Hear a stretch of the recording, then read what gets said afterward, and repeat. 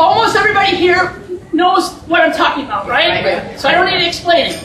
But if I go to Buffalo County and walk into the coffee shop, they're going to look at me like I'm talking some foreign language. People in Wisconsin, whether it's in the north or the west, do not have any idea at all who Alec is, who the Koch brothers is, or who wrote the legislation that we've been dealing with in the last 2-3 years in the legislature. They don't have any idea. So here's my challenge. I think there are several very good films that have recently been released. Citizen Koch, the Bill Moyer special, the United States of Alec Exposed, Koch Exposed. I talked with the Milwaukee Dems on Monday, and they're showing some of these movies. I was in a panel discussion in Greenfield Public Library in the suburbs of Milwaukee in some of these movies. I think progressive people all over the state ought to form as nonpartisan sounding groups as possible. For example, in Greenfield, they used the title Concerned Citizens, and have all kinds of events at the public library all around the state to educate people about what's happening. And the two films I mentioned, the Bill Moyer Show and the Citizen Koch, Wisconsin is the test case. These films are about what happened at the Capitol. I do believe it will open a lot of people's eyes. Yes, there are probably 30% of people that are never going to vote Republican, never going to vote Democrat. But we don't need those guys to vote Democrat. We need the people in the middle to vote Democrat. And when I was at that event in Greenfield, we had libertarians. We had the guy who ran Ed Thompson's campaign for governor, King. He's a strong libertarian, and he gave me a hard time defeating Ed Thompson. And we had people that were independent, people that had no party affiliation. This is the kind of community dialogue we need to have all across the state to get everybody up to speed in something that you know. And this goes back to my whole adopt somebody on the other side of the chasm challenge. You and then you. Last night, I was trying to find out some information about Mary Burke and her position. And I spent some time talking to someone who's associated with her campaign.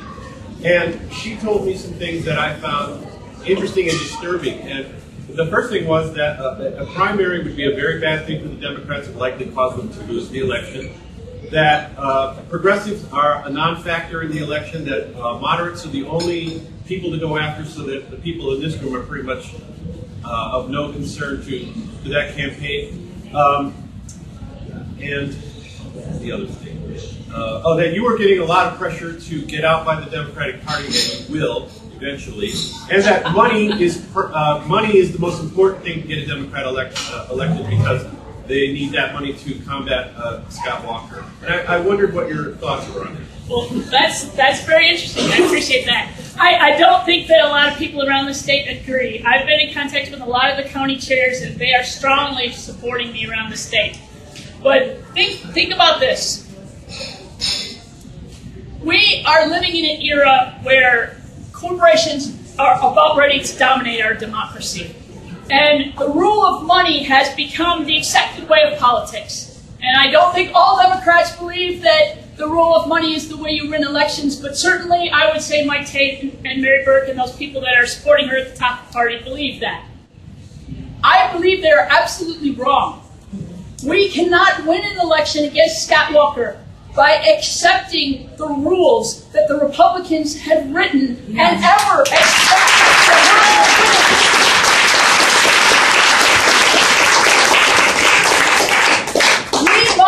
Break those rules. We must turn their idea of a campaign upside down and rewrite the rules of campaigning.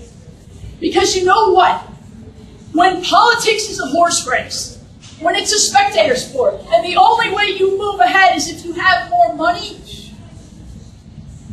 what is unstated is that you can manipulate people to vote against their own interest. If you have enough money, do enough polling, have enough what I call poll-tested pretty words, your candidate repeats over and over again, and then are on all those ads, you can distract people from the issues that really matter. This was so clear to me yesterday when I was up in Rhinelander and Antigo. People wanted to talk about schools. They wanted to talk about women's health. They wanted to talk about their environment and the mine. They wanted to talk about health care and badger care. They wanted to talk about low rates for health care. They wanted to talk about a statewide marketplace or exchange. They wanted to talk about their communities.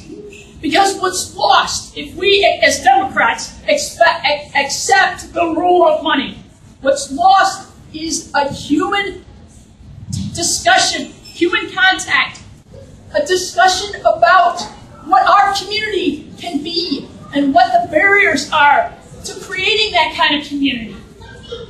What's lost in that discussion is the will of the people. And this is not what Wisconsin wants. Wisconsin wants our local communities to have local control, be independent, have our schools be strong, have our communities be free of the influence of the Koch brothers. This is what people want. And this is what we need to have as a discussion of our state.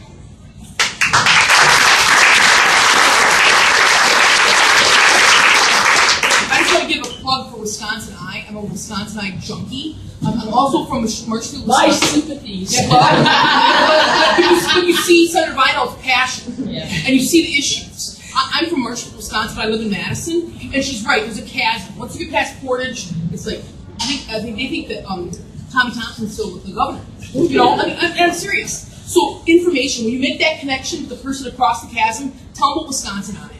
Really. Okay, thank you. Yeah, and the only downside is our broadband is so crappy that we can't watch video. They turn the money back. Yeah, right, exactly. Well, and the PEG channels have lost their funding too. Diane, could you share with us your stance on marriage equality for the LGBT community? Thank you. The question is about marriage equality. I believe that right now, getting support for LGBT rights, or especially marriage equality, this issue, the issue of rights, is the most important civil rights issue of our time. We've never ever seen polling change so fast as it is on this issue. And I credit the gay rights movement for speaking in language that people so understand, which is, how can you tell me who I'm going to fall in love with? How can you tell me that? We need to repeal the gay hate amendment. We need to pass marriage equality. We need to keep the domestic partner laws that are there in place. We need to defend it, which they're not doing. And we need to make sure that we talk, anybody that's in public office talks about tolerance and the importance of diversity. Because, by golly, do you know what? Those communities that are growing in cities all across the country are growing right where there's a really strong gay community. By golly, this is a jobs issue.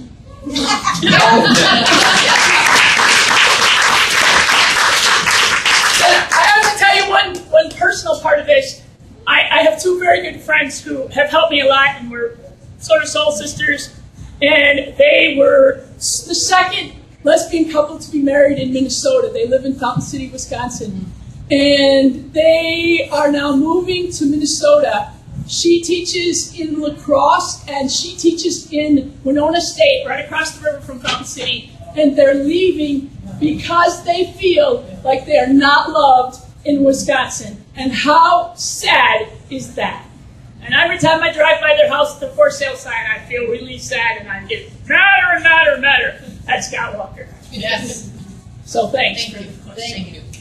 Speaking of civil rights, Milwaukee is the most segregated city in the country. A report came out a couple months ago that there's a higher percentage of persons of color in Wisconsin prisons than any other state in the country. What can we do about these things? What can we do about civil rights for African Americans and people of color in this state? Thank you very much. And there are many, many different pieces with that, and it begins with poverty and the deindustrialization of what happened in Milwaukee over the years.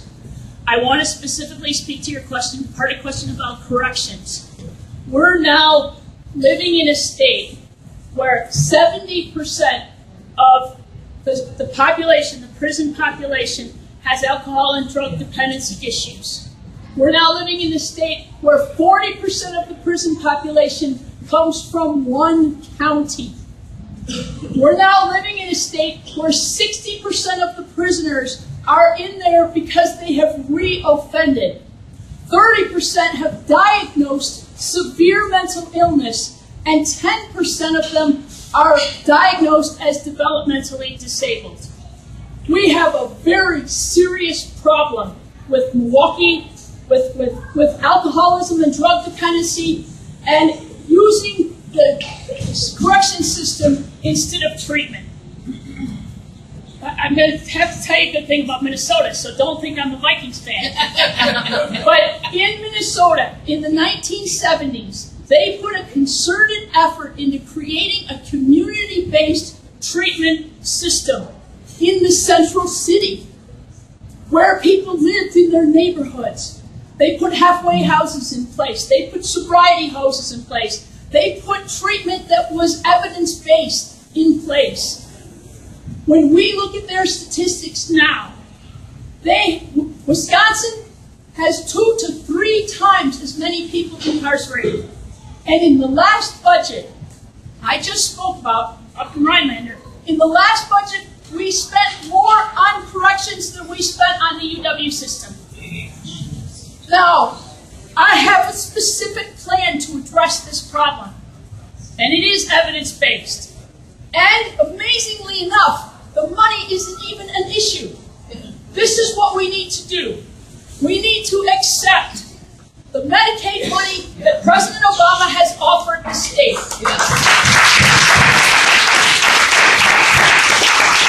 And why does this begin to solve the problem?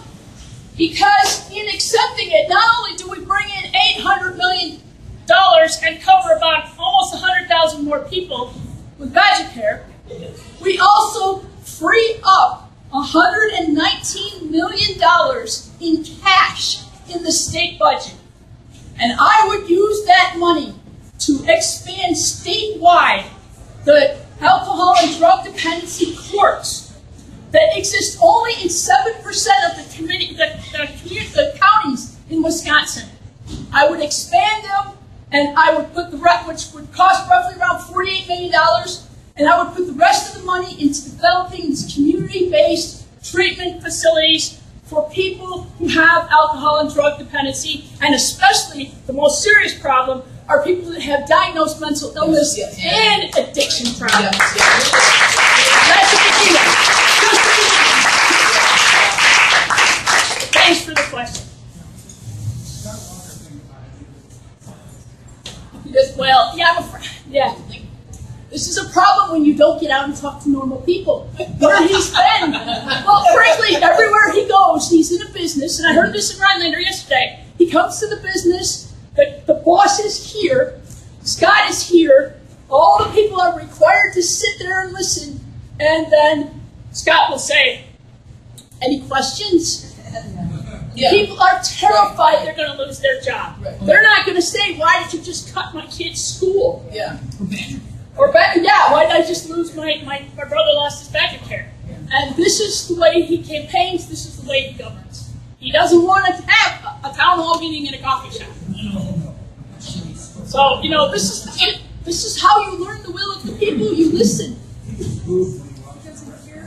doesn't care about us. Yeah. He cares about being president. Right. Bottom line. Right. He doesn't care about Wisconsin or the people in it or our environment. Governor Nelson must be rolling in his grave when he sees what's going on. Along with Kastenmeier, who I think was a Republican. But we had Democrats and Republicans both that supported the environment. And Proxmire. Yes. I mean, they're always protecting our environment. And now he's going to come in here, and in 2 years he can wipe out everything. The only jobs he's going to create aren't the lawyer jobs. It's a cleaning up the mess that the environment. We survive. Yes. Do you have a plan for undoing the redistricting Yes, of the state so that people are actually represented fairly? The question